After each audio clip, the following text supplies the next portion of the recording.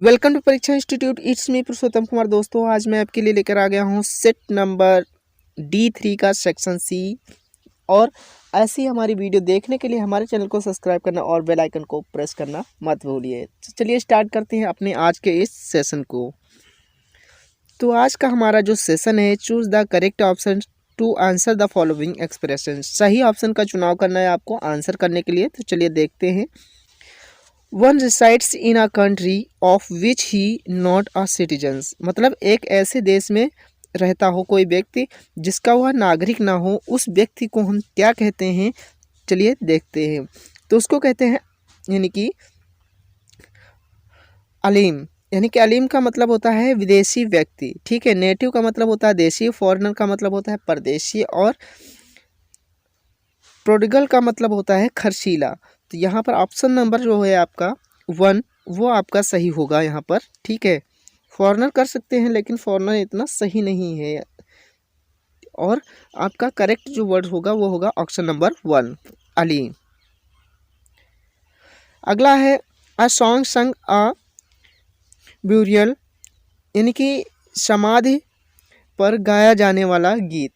यानी कि जब किसी की मृत्यु हो जाती है उस समय जो गीत गाया जाता है या कोई गाना गाया जाता है, उस गाने को क्या कहते हैं? तो चलिए देखते हैं। उसको कहते हैं इलेगी, यानी कि शोक गीत। ओट का मतलब होता है स्रोत, और डिस का मतलब होता है रोना, और बैलेड का मतलब होता है कथा गीत। तो option number 1 is the right answer, elegy. फिर है select the right meaning of the following idiomatic phrase. तो सही मीनिंग का आपको यहाँ पर चुनाव करना है आंसर करने के लिए। तो चलिए देखते हैं इडियम्स को। इडियम से आपका अ बेड ऑफ रोज, यानी कि कोई भी कंफर्टेबल चीज़ होती है, आरामदायक होती है, उसको हम बेड ऑफ रोज कहते हैं।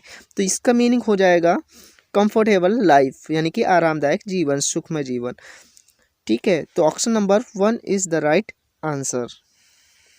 फिर है आपका रोलिंग स्टोन, यानी कि रमता जोगी, जो किसी की सुनता ही ना हो, ठीक है। उसको हम क्या कहते हैं? जो जिससे मित्रता ही ना की जा सके, ऐसे व्यक्ति को हम क्या कहते हैं? यानी कि जो अपने में ही मस्त रहता हो, किसी से कोई मतलब रखता ही ना हो, तो उसको हम कहते हैं हार्ड हार्टेड मैन। यानी कि ऑप्शन नंबर 4 जो है वो आपका सही होगा यहाँ पर। फिर है the synonym of the following word is, यानी कि आपको यहाँ पर पर्यायवाची शब्द बताने हैं। तो पर्यायवाची क्या होगा? इंडिक्ट का मतलब होता है इल्जाम लगाना, यानी कि आरोप लगाना। तो इसका पर्यायवाची क्या हो जाएगा? एक्यूज, यानी कि दोष लगाना। Option number 1 is the right answer. Condemn का मतलब होता है निंदा करना। अलेग का मतलब भी होता है आरोप लगाना। रिपेयरमेंट का मतलब वही होता है आपका, रिपेमेंट का मतलब भी होता है डांटना। तो यहाँ पर ऑप्शन नंबर 1 जो होगा वो आपका ज़्यादा प्रॉपर है। तो option number 1 is the right answer. फिर दिया गया है स्टेमिना, यानी कि सहनशीलता।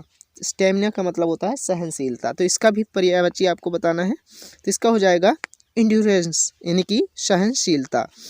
और इंटेंसिटी का मतलब होता है तीव्रता, और इग्रेनेस का मतलब होता है उत्सुकता, और एनर्जी का मतलब होता है ऊर्जा। Option number 1 is the right answer. फिर ये आपका had he reached there on time he would help her from being escaped. तो यहाँ पर आपको बताना है इसमें गलती किस कौन से पार्ट में है? हैड में है, वुड में है, हेल्प में, बीइंग में। तो आपको पता होना चाहिए ये आपका कंडीशनल सेंटेंस है, और कंडीशनल सेंटेंस में क्या होता है? ये थर्ड कंडीशनल यानी कि हाँ, थर्ड कंडीशनल सेंटेंस है। और थर्ड कंडीशनल सेंटेंस में क्या होता है? पास्ट का यूज़ किया जाता है, past indefinite.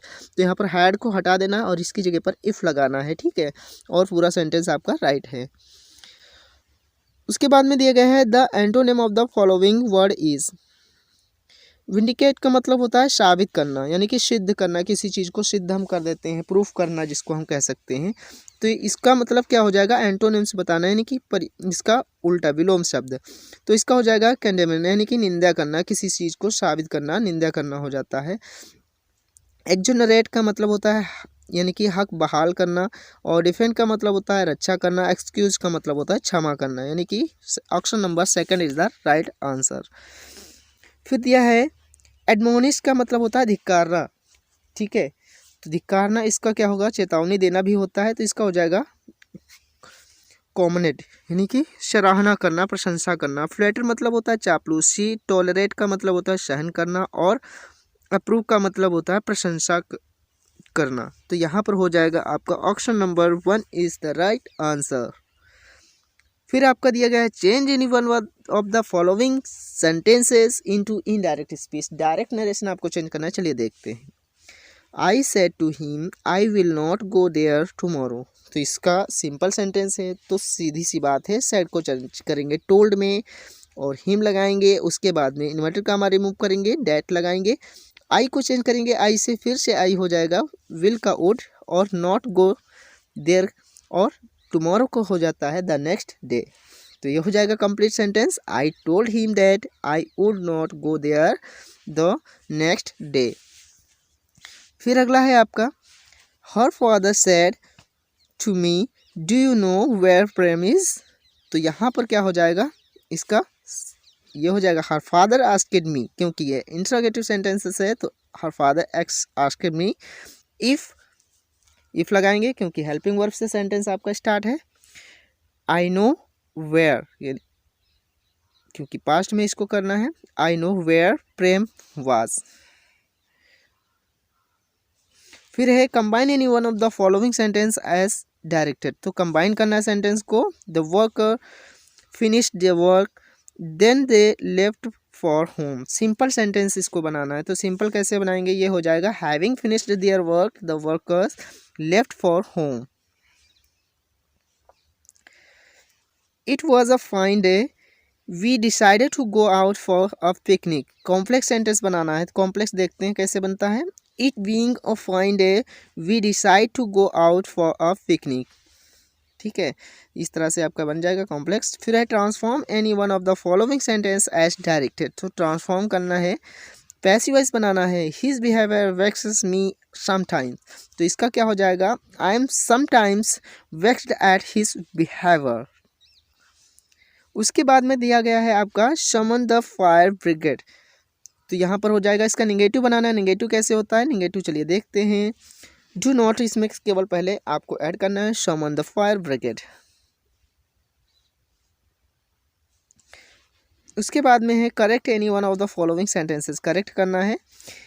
If you have faith in almighty everything will turn out to be all right. तो ऑलमाइटी जहाँ पर यूज होता है उसके पहले द का यूज होता है, तो यहाँ पर द लगाना है केवल बस। If you have faith in the almighty everything will turn out to be all right. फिर है my father is bad mood today. तो यहाँ पर इन के साथ में ए का यूज़ करना है, आपको आर्टिकल का यूज़ करना है। ठीक है, my father is in a bad mood today. फिर हो जाएगा he was honourably equated from the charge.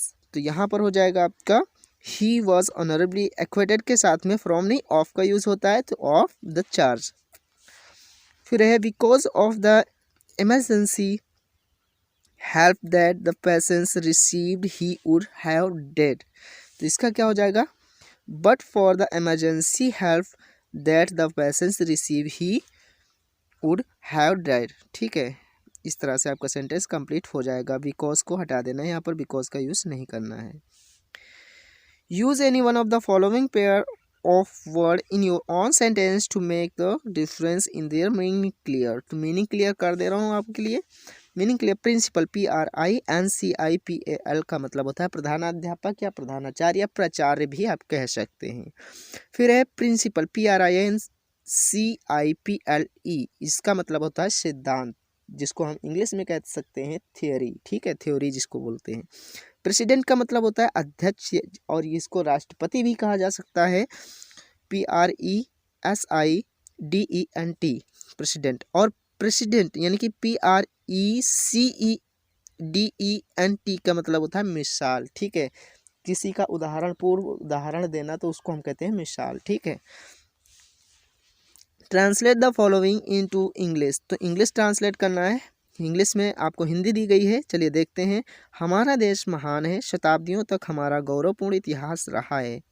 केवल पूर्व के देश हो नहीं बल्कि पश्चिम के समस्त देश भी प्राचीन संस्कृति की छाप लिए हुए हैं। हमारे दर्शन और साहित्य ने पश्चिमी जीवन धारा को काफ़ी प्रभावित किया है। आज हम उन्नति की दौड़ में अग्रसर होने का प्रयास कर रहे हैं। हम सबका कर्तव्य है कि देश की सेवा में सब कुछ न्यौछावर कर दें। हमें जाति, धर्म और प्रांतीयता के भेदभाव को भूल जाना चाहिए। हमें याद रखना चाहिए कि यदि हमारे देश की उन्नति होगी तो हमारा भविष्य शानदार होगा। चलिए देखते हैं। Our country is great. We have a proud history spanning centuries. Not only the countries of the East but also all the countries of the West bear the imprint of ancient culture. Our philosophy and literature have greatly influenced the Western way of life. Today we are trying to move forward in the race of progress. It is it is the duty of all of us to sacrifice everything in the service of the country. We should forget the destination of castes, religions, and religionism, यानी कि जिसको हम कह सकते हैं regionalism. ठीक है, we should remember that if our country progress our future will be bright. Thanks for watching this video. If you want to more video watch on my channel, so description box में आपको link मिल जाएगी, वहाँ से जाकर के watch करते रहिए. Keep watching given videos.